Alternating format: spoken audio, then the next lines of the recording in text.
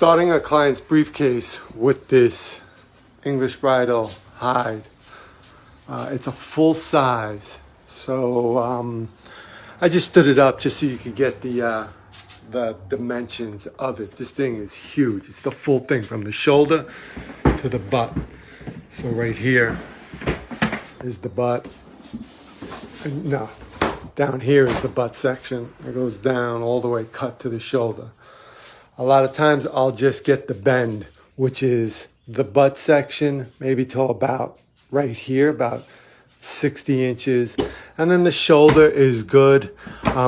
If you know about hides, you know, the tighter the fiber is by the butt. That's why I make the main parts of the bag.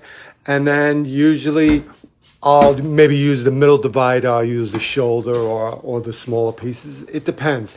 This is really good shoulder, but you could see some stretch marks beginning to form, and that's natural. That's just the part of it.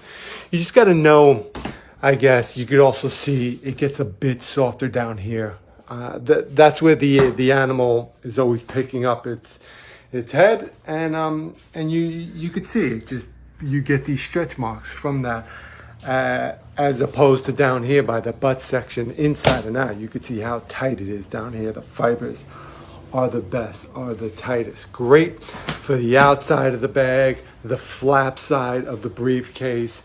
So let me show you the style I'm making. It's this Jefferson, and it's the first one I'm doing in this workshop. I don't know if the actual client who ordered this is watching. If you are, this is your briefcase. You are seeing how it's getting made. It's the first one in the shop. So you could see, this is J. Sedgwick English Bridle from the UK. It's the authentic, it's the waxy. You see this waxy. This briefcase does not have a lining, so it's going to be left with this nice, beautiful, waxy finish on the inside. Great for that natural lining. The whole side, man, this is a beautiful side.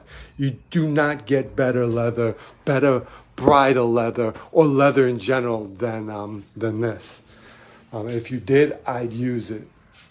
All right, so that's it. I'll update. Also, I did some of the small parts already, the gussets, the pockets. But I'm gonna start cutting this thing up, the straps up, get the nice lock ready as well, and start building this sucker.